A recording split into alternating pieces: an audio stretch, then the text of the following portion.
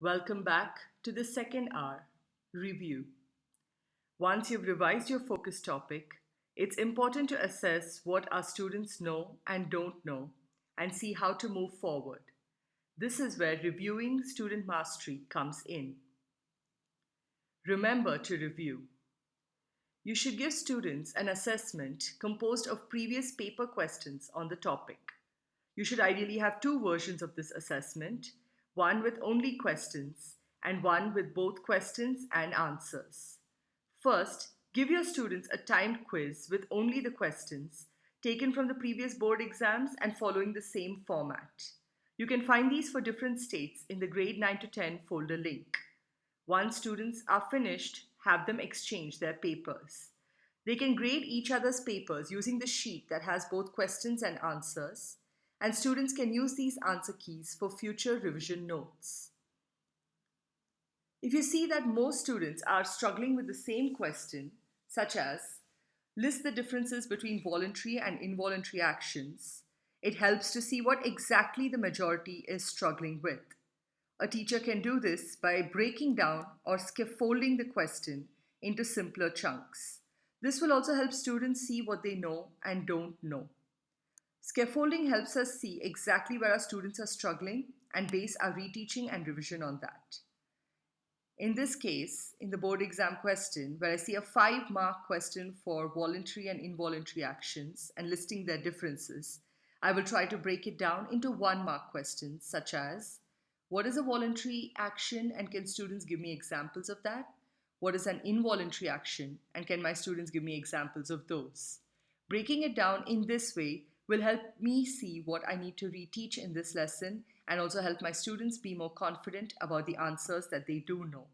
This will also help them score partial credit, if not get the full 5 marks, when this board exam question shows up. If your students know the content but are still unable to do well on the quiz, that's probably because they need to build their test taking skills. Have students practice these test taking tips in your assessment, and you will need to do a sample quiz with them once to demonstrate these 4 steps. The first is to tag the question, where students read the entire question paper and circle questions that they know or have high weightage so they can focus on these while taking the test. Have them tick questions as and when they complete them. To understand the question, student needs to underline key question words such as describe, differentiate between, and define.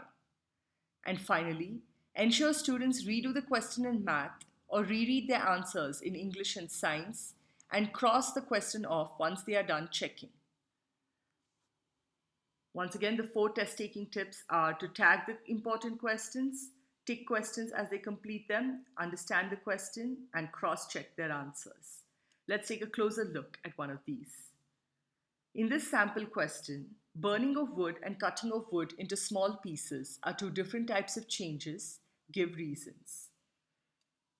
Here, we have some question words that help us see what this question is testing, and the words that tell us this are different changes and give reasons.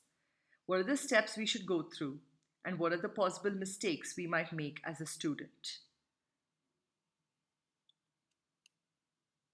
Make sure that you have all key question words such as give reasons, define, differentiate, greater than, lesser than on a word wall.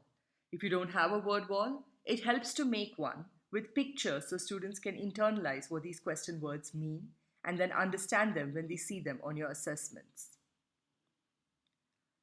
While students might have mastered both the content and figured out how to answer questions effectively, the way they present their answers also matters more than we realize. Here's a student sample of effective note taking. Think back to your exams. Would this gain the approval of your teachers? Why or why not? Take 10 seconds to reflect.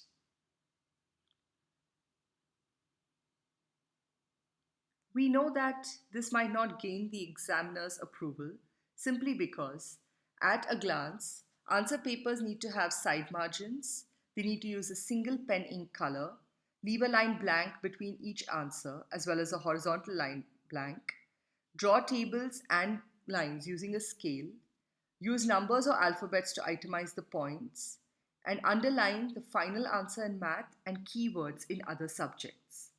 Often, our students need to practice the art of writing exam answers as well as presentation.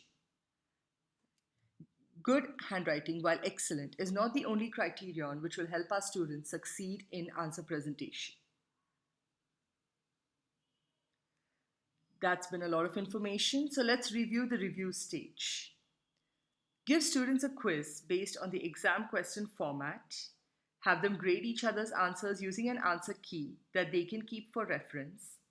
Check if they've used test taking tips to understand and check their answers. And scaffold questions down to understand where students are struggling and make them confident of the things that they do know. Armed with this context, you're now ready to reteach.